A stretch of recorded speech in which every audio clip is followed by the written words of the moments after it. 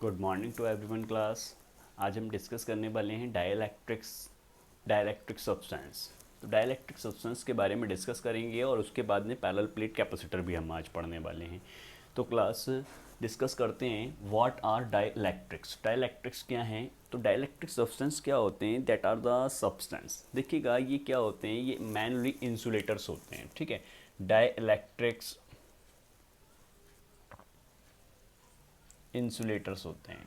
Insulator तो मालूम है ना आप लोगों को क्या होते हैं, जिसमें करंट फ्लो नहीं करता है। तो करंट फ्लो नहीं करता है ऐसे सब्सटेंस हुआ करते हैं ये। और लेकिन इनको यूज़ क्यों किया जा रहा है? क्योंकि जब हमने कैपेसिटर पढ़ा था तो ये कंडक्टर से बने थे, तो कंडक्टर्स के बीच में इंसुलेटर क्या कर रहा है? तो देखिएगा ये क्या करते हैं, ये एक स्पेशल वर्क करते हैं। ये चार्ज को फ्लो तो नहीं होने देते हैं, लेकिन इलेक्ट्रोस्टैटिक रिपल्सन या अट्रैक्शन फोर्स की वजह से दूसरी अपोजिट प्लेट्स पर, सपोज दैट एक प्लेट्स है हमारे पास में, जब भी कैपेसिटर बनाया जाएगा तो कम से कम दो प्लेट्स वहाँ पर प्लेस की जाएंगी। ठीक है, तो दो प्लेट हमारे पास पहले से प्लेस है। एक पर हमने पॉजिटिव दिया चार्ज इंडक्शन, बीच में कोई ना कोई मटेरियल फिल किया जाएगा। ठीक है, तो ये जो मटेरियल हमने फिल किया है दैट इज़ अ डाइलेक्ट्रिक। ये डाइलेक्ट्रिक सब्सटेंस क्या करेगा? चार्ज तो फ्लो नहीं करेगा इसके अंदर से, क्योंकि इंसुलेटर है, इंसुलेटर में चार्ज फ्लो नहीं करता है। लेकिन यहाँ पर पॉजिटिव होने की वजह से यहाँ पर सारे इलेक्ट्रॉन कलेक्ट हो जाएंगे। जब सारे इलेक्ट्रॉन इधर आएंगे तो ये क्या छोड़कर जाएंगे? यहाँ पर पॉजिटिव छोड़कर जाएंगे। ठीक है, जब पॉजिटिव छोड़ेंगे तो दूसरी वाली प्लेट पर क्या आ जाएगा? चार्ज इंडक्शन की वजह से नेगेटिव आ जाएगा। तब यहाँ पर क्या करते हैं, अगर वैसे देखा जाए तो डिस्टेंस डी थी, लेकिन जब डाइलेक्ट्रिक सब्सटेंस रख दिया गया तो डिस्टेंस देखिएगा कितनी छोटी छोटी हो गई। ये डिस्टेंस कम होने की वजह से चार्ज का जो इंडक्शन है वो भी क्या होगा? ज़्यादा होगा। दैट्स मीन्स यहाँ से जब डाइलेक्ट्रिक सब्सटेंस रखा जाएगा पैरेलल प्लेट कैपेसिटर के बीच में तो परमिटिविटी बढ़ जाएगी। ठीक है, किसकी परमिटिविटी बढ़ जाएगी? चार्ज के इंडक्शन होने की। तो दैट्स वाई डाइलेक्ट्रिक सब्सटेंस क्या होते हैं, डिफाइन करते हैं। Dielectrics is a substance which does not allow the flow of charge through it. इसके अंदर से चार्ज तो फ्लो नहीं होंगे, but permit them to exert the electrostatic force on the one another's through it. ठीक है, लेकिन अपने अंदर से होने वाले चार्जेस के बारे में अपोजिट चार्ज पर या अपोजिट प्लेट्स पर एक चार्जेस पर क्या करेगा? अट्रैक्शन या रिपल्सन फोर्स पॉज करेगा। किसका? Exert electrostatic force. यहाँ पर रिपल्सन और अट्रैक्शन फोर्स ना शो करके डायरेक्ट एक्सर्ट कर दिया है उसने। कौन सा? Electrostatic force. तो डाइलेक्ट्रिक सब्सटेंस के कुछ एग्जांपल लिखे हैं, glass, bags, air, would, etc. अब आता है डाइलेक्ट्रिक। डाइलेक्ट्रिक्स को दो कैटेगरी में डिवाइड किया गया है, पॉलर और नॉन पॉलर। पॉलर क्या होते हैं, नॉन पॉलर क्या होते हैं? देखिएगा, सेंटर ऑफ मास, किसी भी एटम्स का सेंटर ऑफ मास पॉजिटिव होगा भाई। ठीक है, क्योंकि न्यूक्लियस होता है सेंटर पर, सेंटर पॉजिटिव हो और पॉजिटिव सेंटर अगर इलेक्ट्रॉन से कलेक्ट है तो दैट्स बाय पॉलर।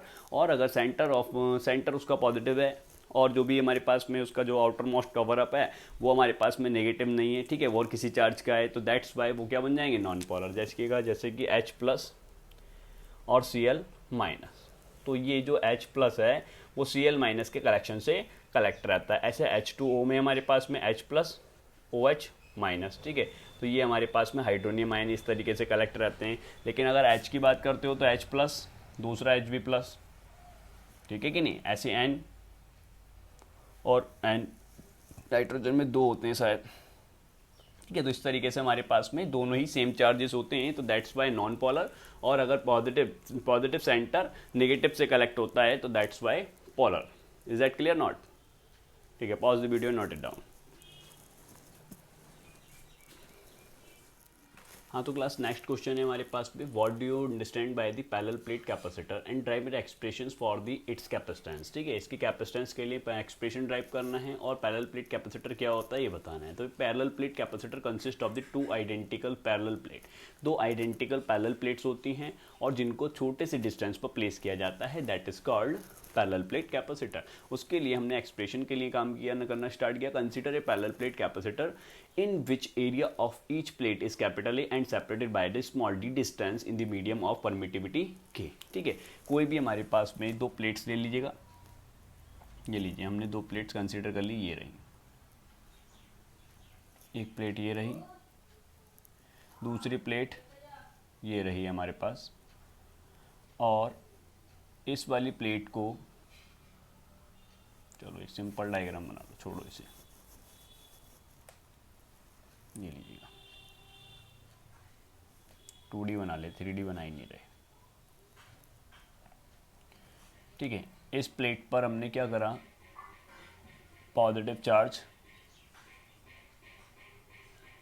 इंड्यूस करा दिया है, इसका कनेक्शन अर्थ से करेंगे, एक्सेस चार्ज ग्राउंड में चला जाए। जब इसको पॉजिटिव से कनेक्ट करोगे तो यहाँ पर पॉजिटिव चार्ज आ जाएगा, यानी ये प्लेट पॉजिटिवली चार्ज हो चुकी है प्लस क्यू से। चार्ज इंडक्शंस की वजह से यहाँ पर equal and opposite charge induce हो जाएगा, दैट्स मीन्स इस पर कितना आ जाएगा minus Q.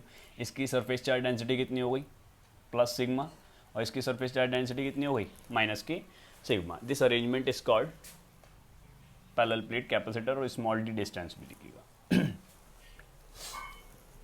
Late plus Q charge is put on the first plate of capacitor due to charge induction minus Q charge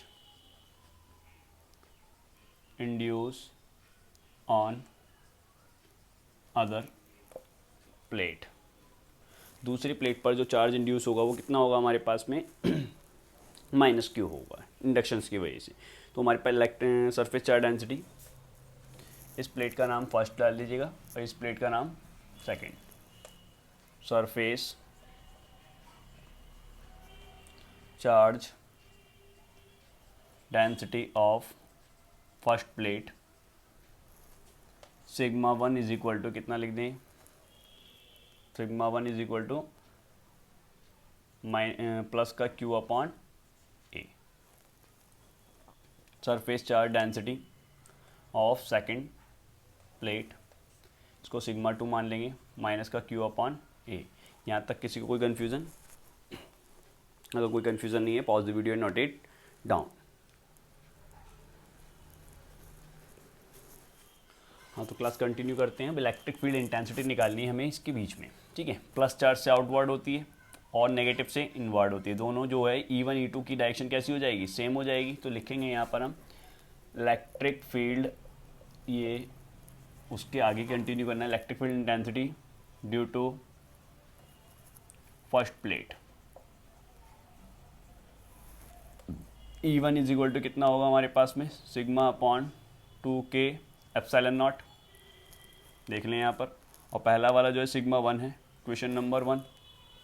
अब electric field intensity due to second plate, तो यहाँ पर E2 हो जाएगा sigma 2 upon 2K epsilon naught, question number 1 या 2। By question 1 मत लिखिएगा।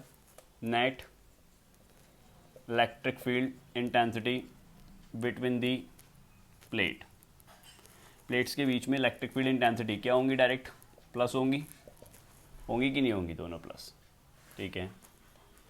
E1 बताइए कितना है, sigma 1 upon 2K epsilon naught, sigma 2 upon 2K epsilon naught, but sigma 1 बराबर है सिग्मा 2 के कितना है Q अपॉन A।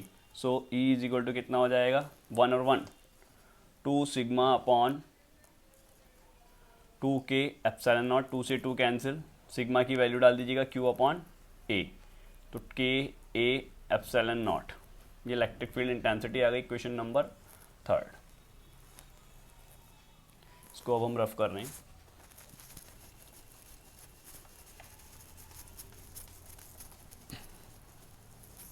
ये इलेक्ट्रिक फील्ड इंटेंसिटी आ गई बिटवीन द प्लेट्स। हम लिखेंगे potential between plate, V is equal to कितना हो जाएगा ED, electric field intensity into distance. So V E की value Q upon K A epsilon not into D। Question number 4, by the definition of